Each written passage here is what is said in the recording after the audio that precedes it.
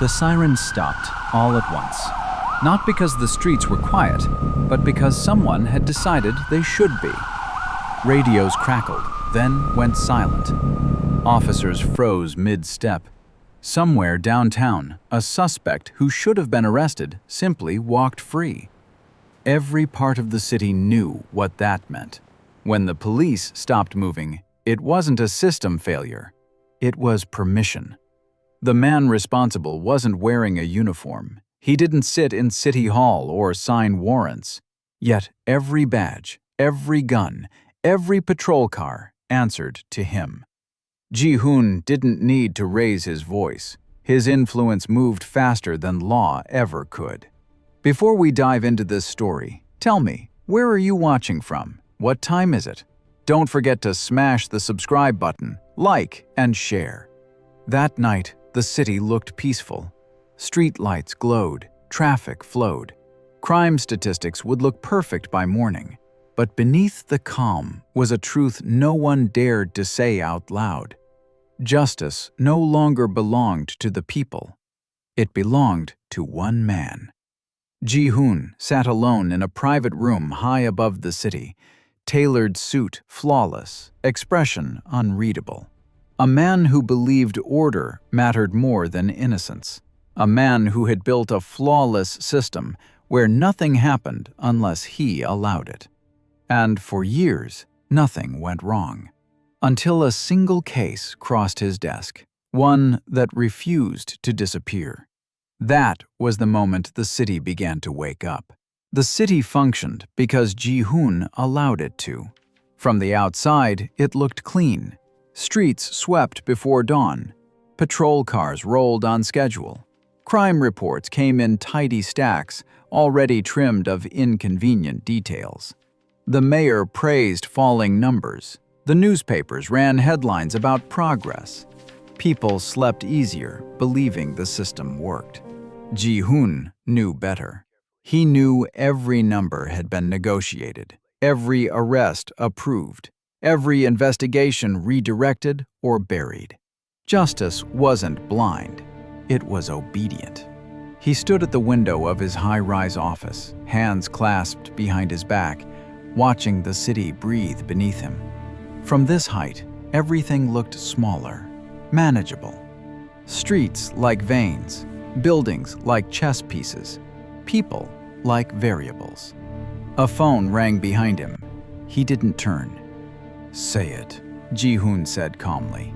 "Captain Han reports the transfer is complete," the voice replied. "Internal Affairs closed the file. No follow-up." Ji-hoon nodded once. "Good. Promote Han next quarter." The call ended. The city adjusted. That was how it worked. Not through threats shouted in alleyways or bullets fired in the dark, but through favors that felt earned and compromises that felt necessary. Ji-hoon didn't break the police. He perfected them. He gave them funding when budgets were cut. He buried scandals before families were destroyed. He made careers. In return, they made problems disappear. A patrol officer who pulled over the wrong car would get a quiet warning. A detective who asked the wrong questions would be transferred to paperwork. A captain who forgot who truly signed his paycheck would find old sins dragged into daylight. Fear was crude. Dependency was permanent. Ji-hoon turned from the window and crossed the room, shoes silent against polished stone. The office was minimalist. No photos, no personal items. Nothing that suggested attachment. Attachment created leverage. Leverage created weakness. He sat at his desk as another folder was placed in front of him. No names on the cover. There never were. Inside were reports already stamped, evidence logs already altered, timelines already rewritten. A robbery that became a misunderstanding. A shooting that became self-defense. A body found where it shouldn't have been, now officially found somewhere else. Order restored. Ji-hoon scanned the pages with clinical focus. He didn't enjoy this work. but he believed in it. Without him, the city would drown in chaos. Gangs would fight openly, politicians would steal without restraint. Police would sell themselves to the highest bidder anyway, just louder, messier, less controlled. Under him, there were rules. No random violence. No children. No public spectacles. Crime was allowed only if it remained invisible. If it disrupted the illusion, it was removed. That was the bargain. A knock came at the door. Ji-hoon didn't look up. "Enter." A man stepped in, older, shoulders tight, the posture of someone who wore authority like armor. He hesitated, then closed the door behind him. "You asked to see me," the man said. Ji-hoon finally raised his eyes. "You're late." The man swallowed. "Traffic." Ji-hoon held his gaze. Silence stretched. Then the man nodded, understanding the warning embedded in that quiet. "It won't happen again." Ji-hoon leaned back slightly. "Tell me why you're here." The man exhaled. "There's concern." Among the ranks. Ji-hoon's expression didn't change. "About? About how much influence you have." A faint smile touched Ji-hoon's mouth, humorless. "They're just realizing that now?" "They're afraid," the man admitted. "They think the city answers to you more than the law." Ji-hoon folded his hands on the desk. "The city answers to results. Crime is down. Streets are calm. Officers go home alive. That fear they feel?" He paused. "That's guilt. It means they know they've benefited." The man looked away. "Tell them this," Ji-hoon continued. "As long as they follow the system, nothing touches them. Their pensions are safe. Their families are safe. Their mistakes stay buried." "And if they don't?" the man asked quietly. Ji-hoon's eyes hardened.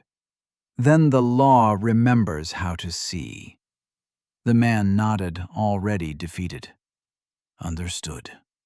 When he left, Ji-hoon remained seated, staring at the closed door longer than necessary. Once, years ago, he had believed control was temporary, a tool to stabilize chaos until something better replaced it. But something better never came, only greed wearing different uniforms. So Ji-hoon stayed. He told himself the city needed him, that without his hand on the wheel, everything would crash.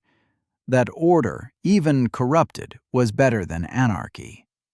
Outside, sirens resumed their song, carefully spaced, perfectly timed.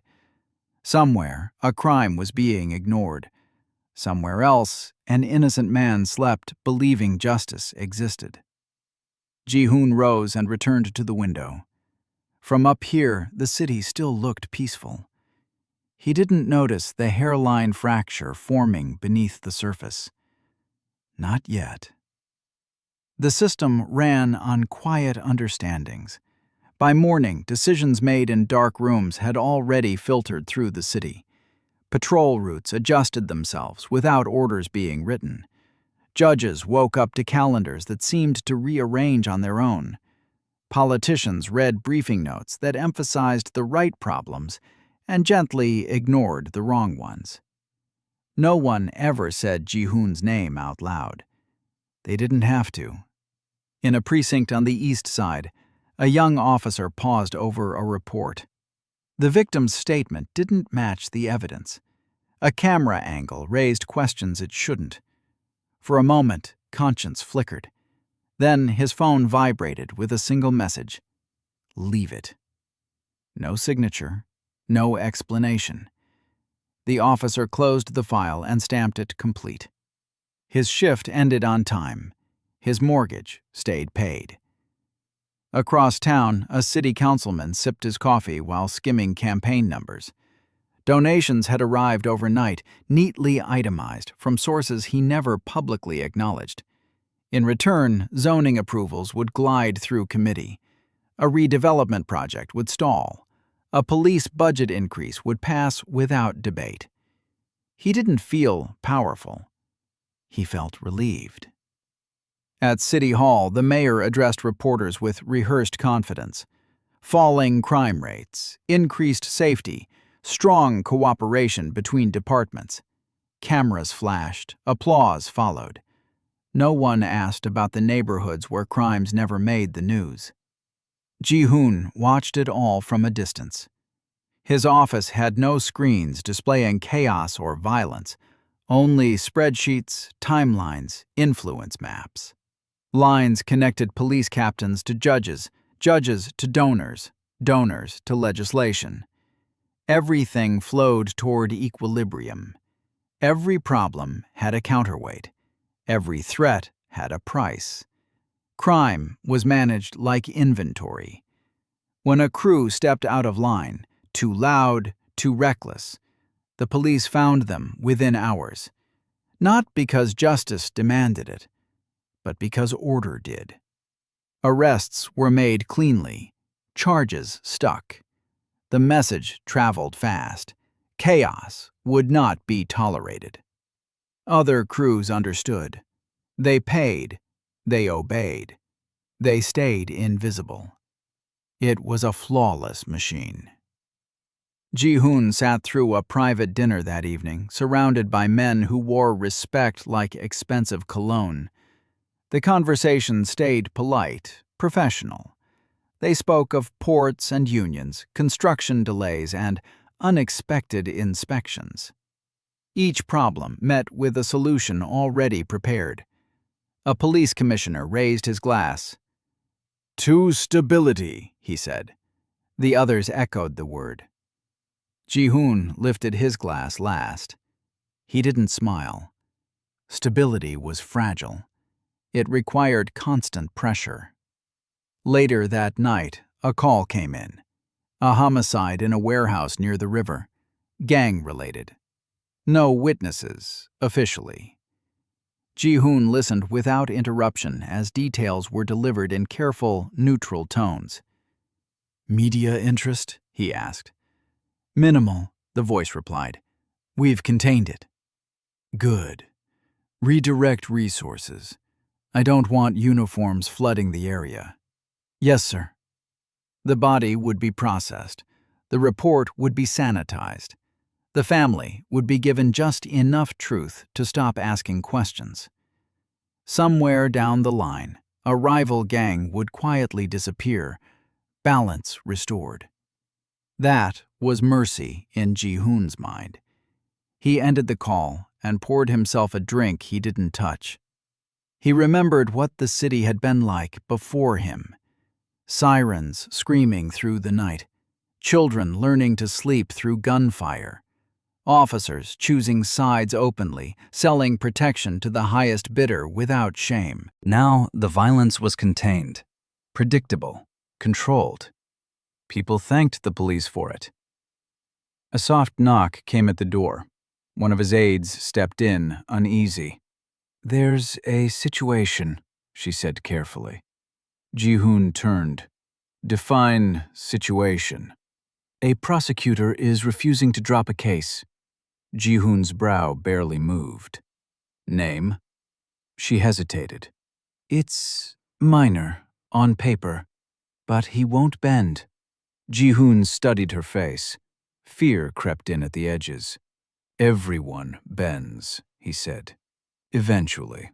"He says it's about principle."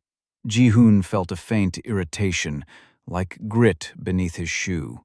Principle is a luxury afforded by protection. Find out who's protecting him. "And if no one is?" Ji-hoon set his glass down at last. "Then he's about to learn how alone he is." The aide nodded and left. Ji-hoon returned to his chair, staring at the city lights. The system still held. Every moving part still obeyed.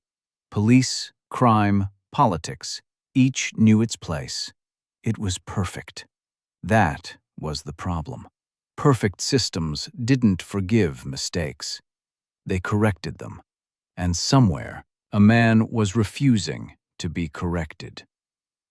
The case arrived without ceremony. No alarms, no frantic calls.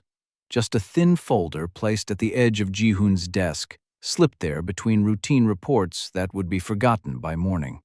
It was marked as low priority, already stamped twice, already scheduled for quiet dismissal. It should have vanished. Ji-hoon opened it anyway. A traffic stop, late evening.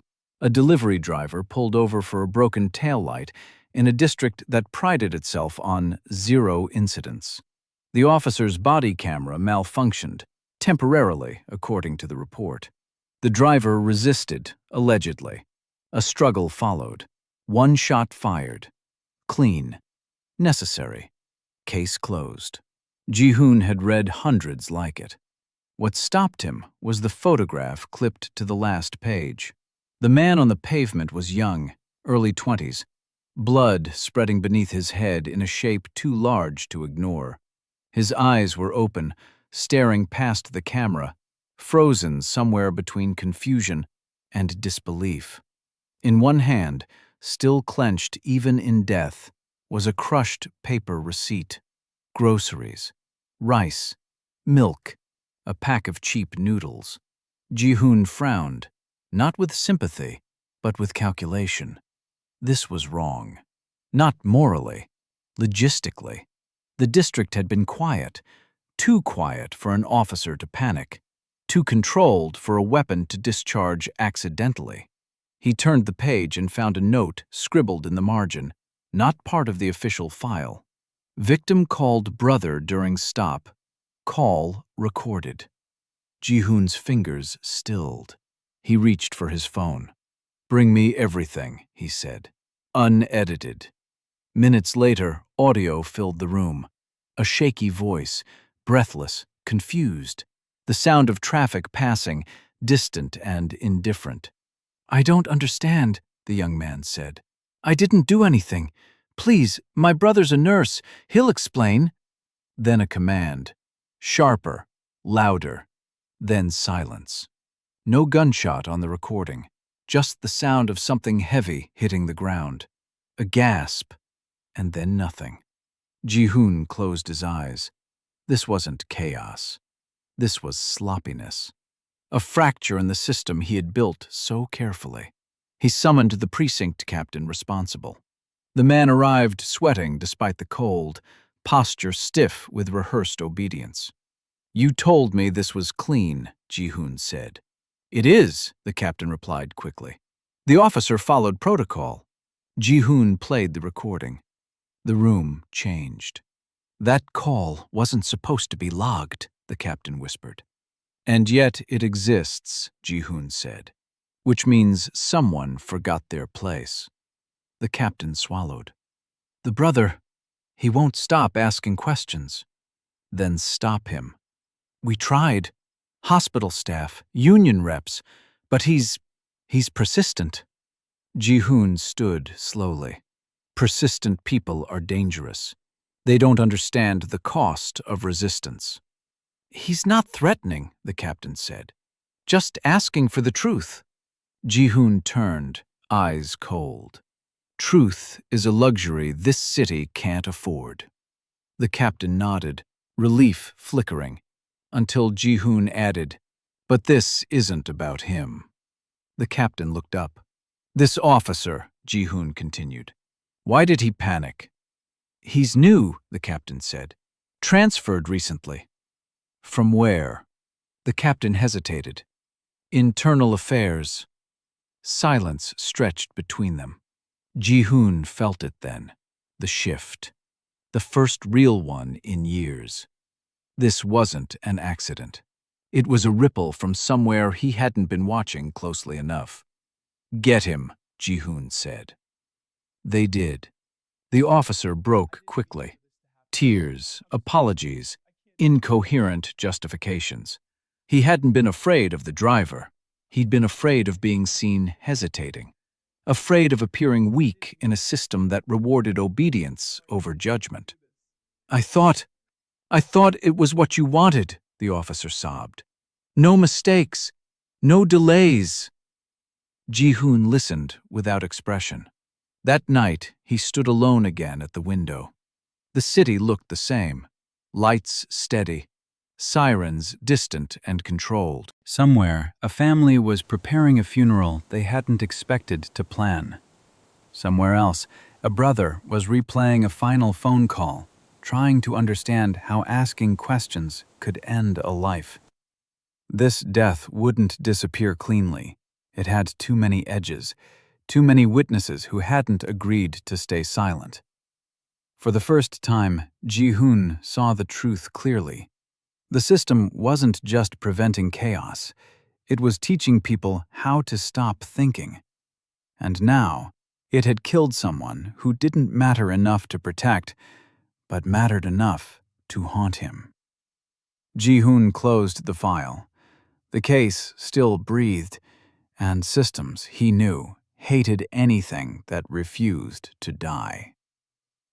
The silence didn't hold the way it used to. It began with hesitation, small, almost invisible. A patrol car that arrived a minute late, a report submitted without the usual edits, a junior detective who asked for clarification instead of waiting for instructions. Nothing overt, nothing punishable. But Ji-hoon felt it the way a seasoned sailor feels a shift in the wind. The blue wall had always been solid because it was comfortable. Loyalty had been easy when obedience came with rewards and certainty. Now, certainty was cracking. In one precinct, officers argued behind closed doors, not loudly, not openly, but with the tight voices of people who were afraid of being overheard. The delivery driver's name, once scrubbed from reports, began to circulate in whispers. Someone leaked the audio to a private group chat. Someone else copied it before it could be deleted. Fear changed shape. Before, they had feared Ji-hoon. Now, they feared being the next mistake. A veteran sergeant sat in his car long after his shift ended, staring at the steering wheel as if it might offer absolution. He had buried cases for years, told himself it kept the streets quiet, that it saved lives in the long run.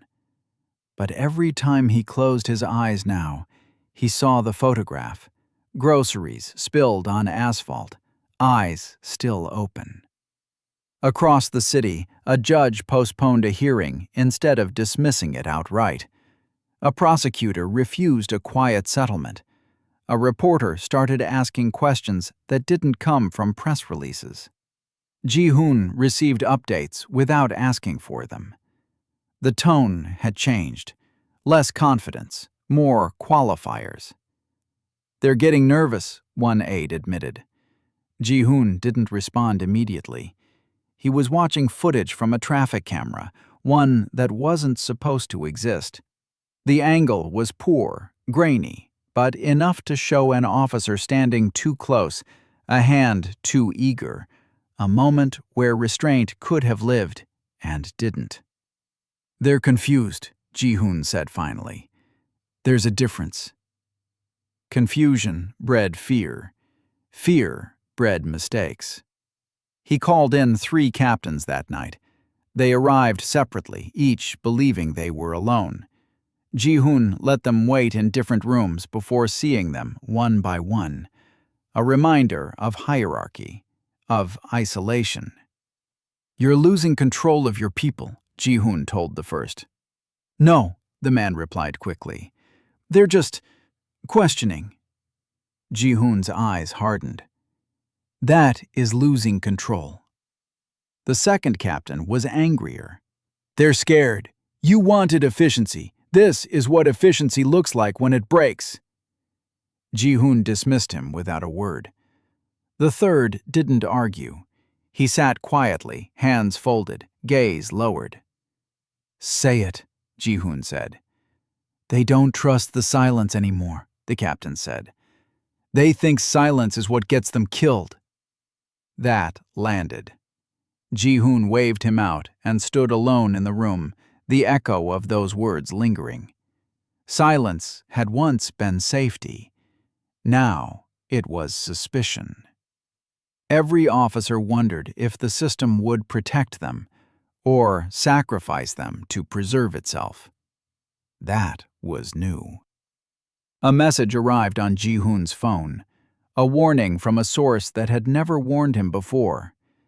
Internal Affairs reopened the file, off the books. Someone above the usual chain. Ji-hoon's jaw tightened. He traced the network in his mind. Judges, commissioners, politicians. Someone was slipping through the seams, not loudly, carefully. Fear had replaced obedience. That was the most dangerous phase. Fear didn't negotiate. It reacted. He ordered corrective measures. Promotions delayed, benefits paused. Gentle reminders sent. For some, it worked. For others, it only confirmed their suspicions. An officer resigned without notice. A detective requested a transfer out of the city. Another went to the press anonymously, offering context instead of accusations. The wall wasn't collapsing. It was thinning. Ji-hoon watched the city again that night, but it no longer looked orderly. The lights flickered in his mind like warning signals. He had built a system that demanded perfection from imperfect people and punished hesitation as harshly as betrayal. Now they were hesitating. For the first time, Ji-hoon felt something dangerously close to doubt. Not about his power, but about his assumptions. He had believed fear would always be enough, that people preferred certainty over conscience. He had underestimated the weight of a single death. Somewhere in the city, an officer stared at a badge and wondered if it meant anything anymore. Somewhere else, another decided that if silence was a crime, then speaking might be worth the risk.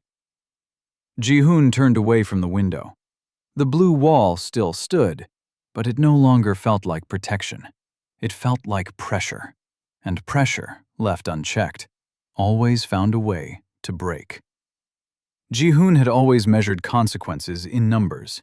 Crime rates, arrests, clearance percentages, political favors exchanged cleanly, efficiently.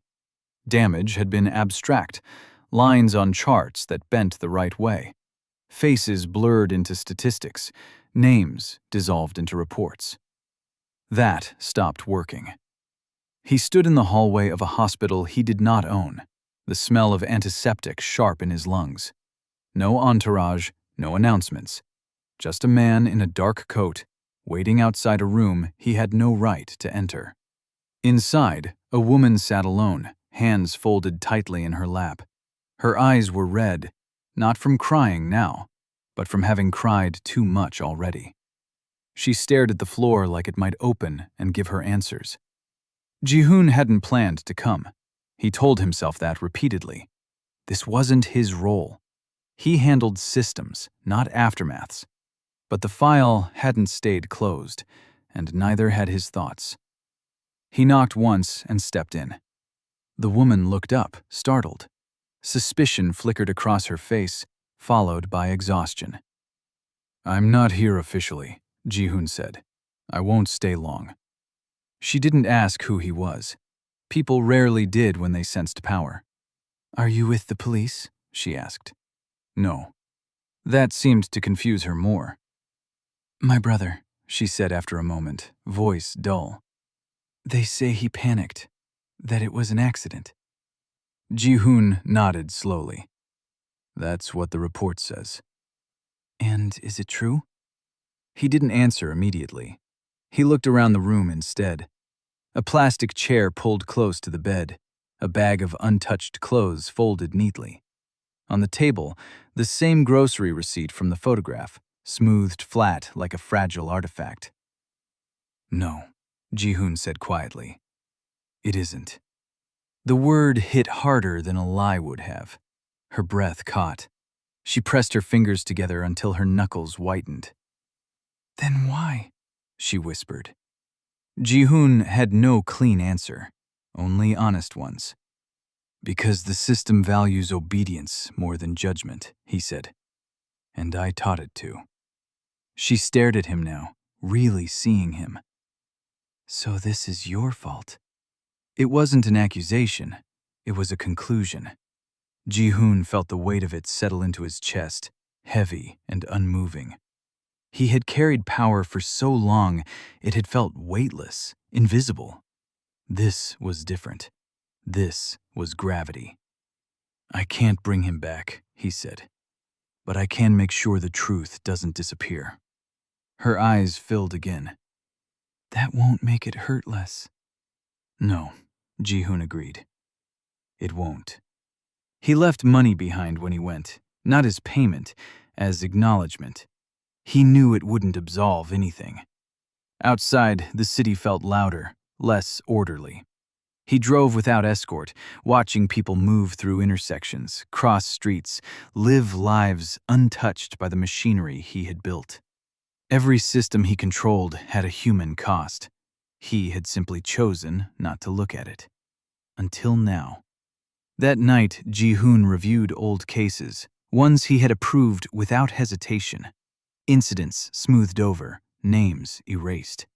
He saw patterns he hadn't allowed himself to see before. Officers rewarded for speed, not restraint. Promotions tied to silence. Fear masquerading as discipline. He remembered his own beginning, a city that chewed people up without apology. Power had been his shield, control his answer. Somewhere along the way, protection had become domination. The system hadn't gone wrong. It had worked exactly as designed. That realization was worse than betrayal. A message came in from one of his most loyal captains. We can still fix this, quietly. Ji-hoon stared at the words for a long time. Quiet fixes were what had led here. He typed a response, deleted it, then typed again. No more quiet. The reply didn't come. He stood at the window once more, but the city no longer looked manageable. It looked fragile. Each light represented someone trusting a structure that no longer deserved it. Power pressed down on him now, not as control, but as responsibility. He felt the faces behind the numbers, the lives bent to keep his system smooth. For the first time, Ji-hoon understood the truth he had avoided for years.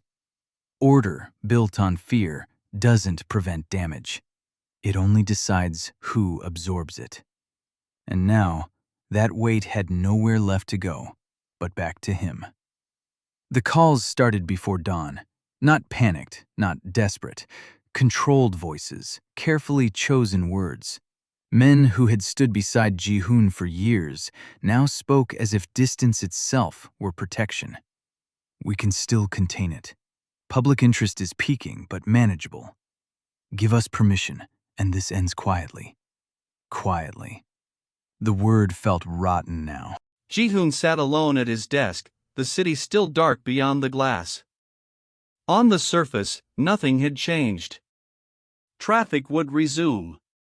Officers would report for duty. The machine was still capable of functioning. But he knew better. The prosecutor who refused to bend had filed a motion overnight, limited scope, precise language, just enough to force a hearing. Internal Affairs had followed with subpoenas. Small ones. Surgical ones. They weren't attacking the system head-on. They were testing it. Ji-hoon reviewed the contingency plans he'd written years ago, back when he believed foresight was morality. Files labeled containment, disruption, erasure. Each one led to the same outcome: silence restored, trust maintained, order preserved. At a cost. He imagined the next steps if he chose silence. The prosecutor discredited. The audio ruled inadmissible. The officer framed as a lone failure. The family paid off, relocated, forgotten. The cracks sealed. The wall reinforced. The city would never know how close it came to truth. And nothing would change. His phone vibrated again. A single message from the captain who had spoken honestly before. They're scared. But some of them are ready to talk. Ji-hoon exhaled slowly. If he chose collapse, it wouldn't be dramatic. No explosions. No riots. Just a slow, grinding unraveling. Names named. Deals exposed. Careers ended. Trust shattered. The police force would fracture before it healed, if it healed at all. Crime would spike. Power vacuums would open. People would get hurt. And Ji-hoon would lose everything. Control. Protection. The myth that he was necessary. He stood and walked to the window. The city lights were coming on now, one by one, like a system rebooting itself out of habit. People believed in the morning. They always did. He thought of the woman in the hospital room. The grocery receipt. The officer who had pulled the trigger because hesitation felt more dangerous than obedience. He thought of himself, years ago, deciding that if he didn't take control, worse men would. That had been true. But it wasn't the whole truth anymore. Ji-hoon returned to his desk and opened a secure channel that hadn't been used in over a decade. One message. One command. It would reach every layer of the system at once. He typed slowly. No interference. He paused, fingers hovering. This was the moment where men like him usually found excuses.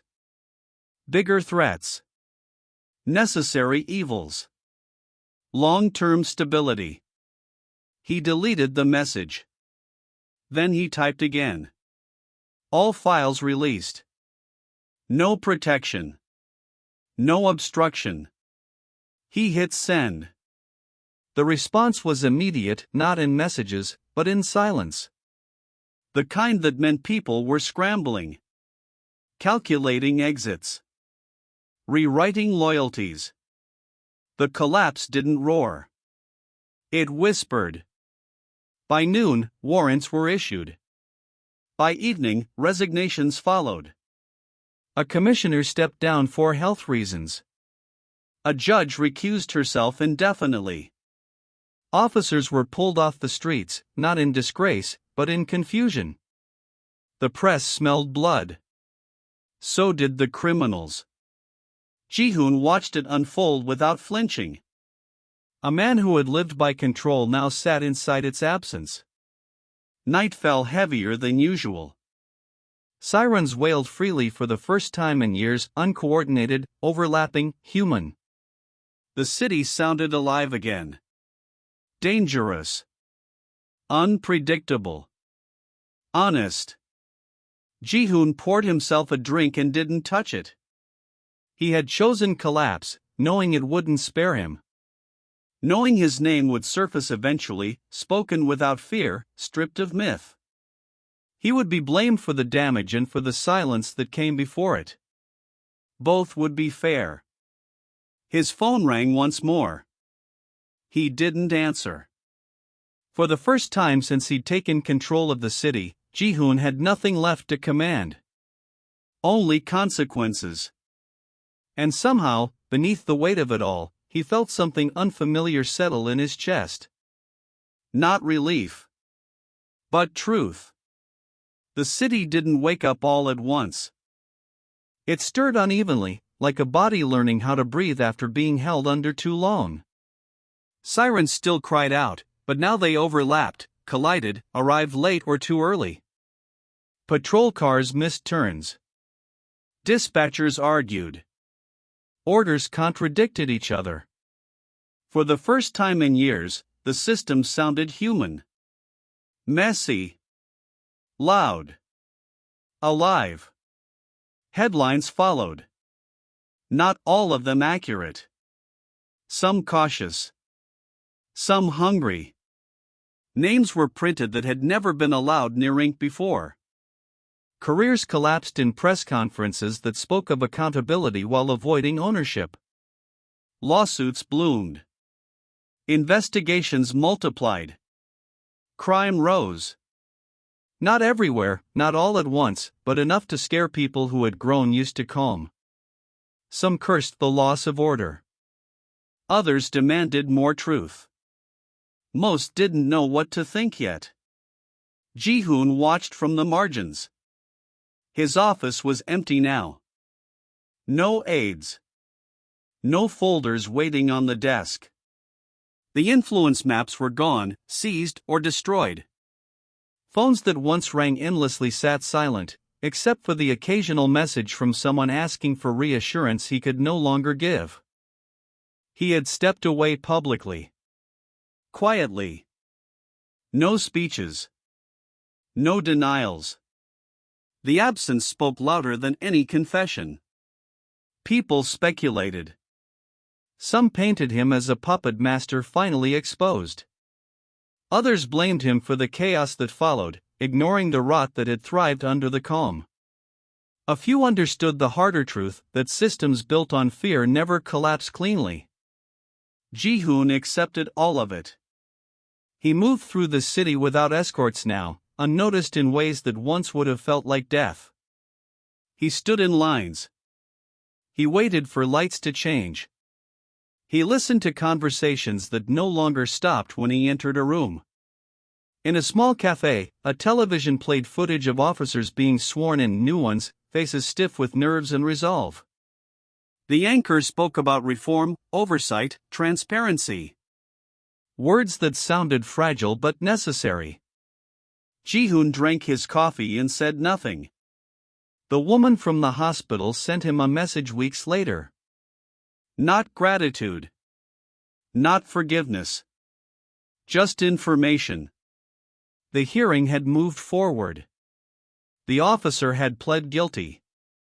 The truth was on record now, imperfect but real. Ji-hoon closed the message and sat with it. He had not saved her pain. He had not balanced the scales. He had only stopped the weight from crushing someone else unseen. That would have to be enough.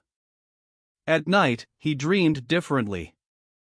Not of control or violence, but of moments he could not change, hands hesitating, voices choosing silence, himself standing still when movement might have mattered.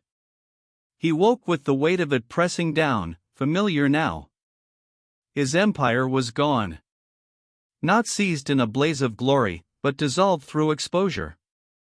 Power returned to places it had been drained from, unevenly, imperfectly. Some criminals filled gaps he once controlled. Others were pushed out by forces that no longer answered to him. The city wasn't better yet. But it was honest about its wounds. Ji-hoon stood one evening on a pedestrian bridge, watching traffic crawl below. A patrol car passed, lights off, moving with purpose but without permission. He felt something loosen in his chest. He would live with what he had done. With the lives bent under his system. With the knowledge that his intentions had not softened the damage. He would also live with what he had undone. Power had taught him how to command silence. Losing it had taught him how loud truth could be. The city moved on without him. Slowly. Painfully. But forward. Ji-hoon turned away from the bridge and walked into the crowd, just another man carrying the weight of choices that could not be erased, only faced.